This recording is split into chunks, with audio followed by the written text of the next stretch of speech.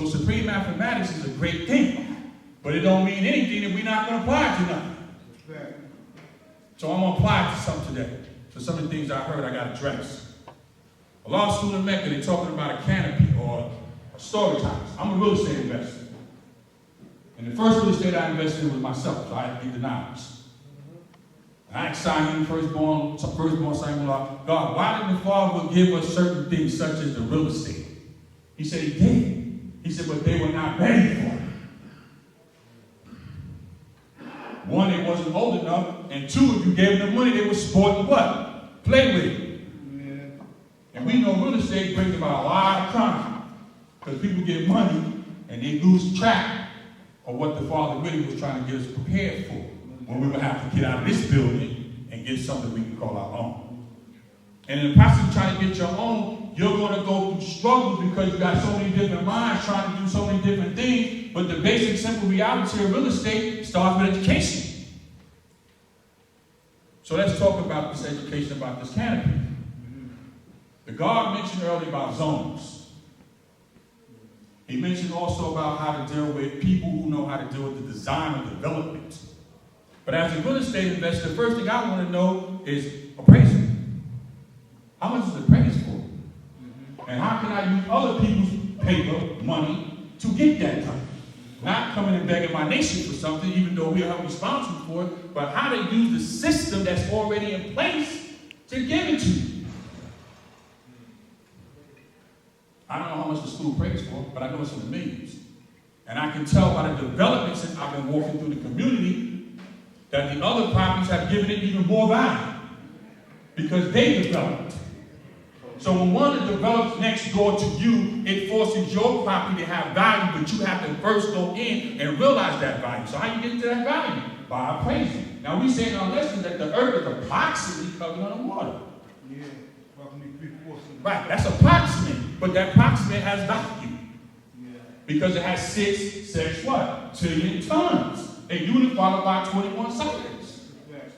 So when we deal with the weight of what something weighs and how it's categorized, when it's appraised, it's either residential or commercial. That's a commercial property around the corner. Yes. But it has a distinctive definition, which is called special purpose. Yeah. Meaning the deed that runs with that land that God said and owned by this bank had a special purpose when they bought it. And when they bought it, they are going to transfer that deed ownership based on the value of the appraisal to allow others to come in and build on it. So since we're in the business of knowledge God, we know we have to appraise the planet. So appraisals is done in everything we do. So the first thing we got to do is appraise the value of the land. See what the land is worth. Because the property runs with the land. That's called appurtenance. It's called what? Appurtenance. Appurtenance. Right. That's when the property runs with the land. So as the land value goes up, the property value goes up. And commercial property is weighed differently from residential. But since this particular property that we own has the potential to be a multiple-use commercial property, which is similar to the one next door to it, that's why that appraisal is so important. Because the appraisal got to be compared to a subject property and 3 other different properties versus highest and best use. Low to the highest. That's why we take everything from now on. We're going back to the knowledge.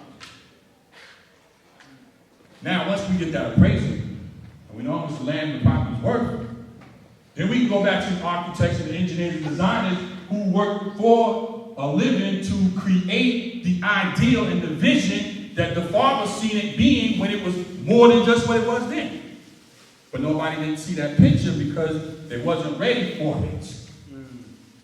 And then when you deal with real estate, you got to be ready, willing, and able to get it done. Can't keep talking. Because people want to take it from you because they know the value of it. So once we get the property appraised, then we can go back to the real estate agents, the brokers, all our investors in here, and get everybody together and sit down and come up with a sound economical plan because we have an actual document that relates to real estate to build on.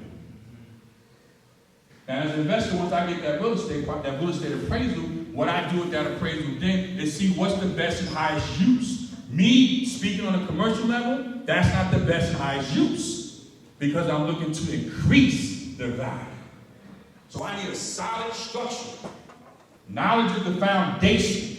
So that foundation, whatever that structure sits on, I'm going to compare to that Pay Power building. I'm going to compare it to the residential building that have multi-purpose use with stores underneath it. And I'm going to look at the survey and say, look, this property best and highest use would be to actually build something on the land, concrete on something that will give it value equal to other value or in higher value. Because supreme mathematics says take it to the highest what? Value. Now we create wealth. We took the poor out the lesson. We also created a legacy of wealth for the babies to inherit that wealth. And that goes for all other schools and every other property that we got situated in any part of this United States and all over the world. That's the name of the game. Now, once we get that appraisal, we have the property structure, the foundation. I say we build something similar to what we already have here. And go up as high as you can go. And then have it reappraised from the appraisal that you did already. So there's three forms of appraisal. There's a sales approach, there's a cost approach, and there's an income approach. The sales approach is when you're going to fix the property up off of what we call in our line of business, ARV, after repaired value. Then we will be able to sell that property off, as I was speaking to my sister when I came and asked about a 1031 exchange, and take away the tax event that will be incurred so we can go get something bigger than that or invest into other things. Following the 8 points around the flag, you get billed. But when the points are sitting still, it's not moving, you don't see no circulation. So you have to make the money circulate. Because putting it in the bank is not going to do us no good. We got to reinvest that money. That's the sales approach. The income approach is when the property has a storefront and property on top of it, and that's bringing in rent, revenue.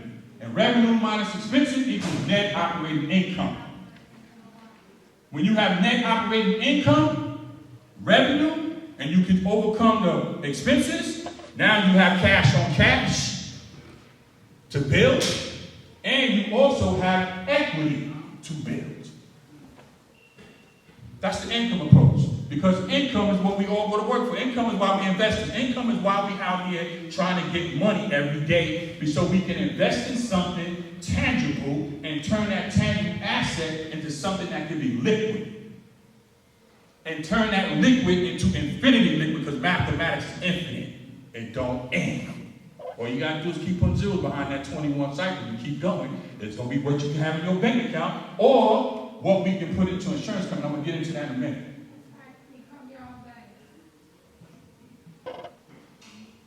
Now, the cost approach, that's what the God was going about.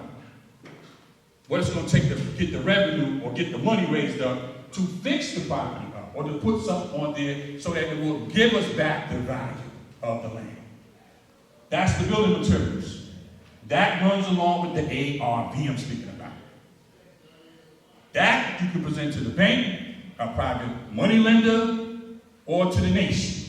And then we can begin to ask those who have money in the nation to be stakeholders to give us a loan or loan some money that they're getting from this nation, like I'm planning on doing, so that we can get the project done at a set period of time and no limit. How long would that take? Not long. If we move fast and we get together, we can make that happen in 2024. By next show proof, we can have that project up.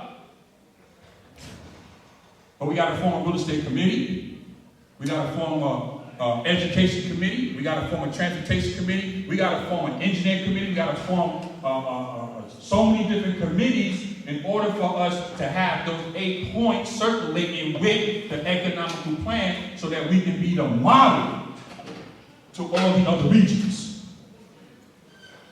Then come back at a master universal parliament, regional conference, and see what we have accumulated. That body of accumulated money in a factual form. So now we can go and buy land that we call our own. Plain and simple. It don't take that long. It doesn't take us 55 years to do that. It took us to stop doing some of the things that we're doing backwards and stop arguing with each other to agree to do these things. I hope I made that clear. Because that's the first thing we're going to have to do. I praise that prophet. If Mecca did this.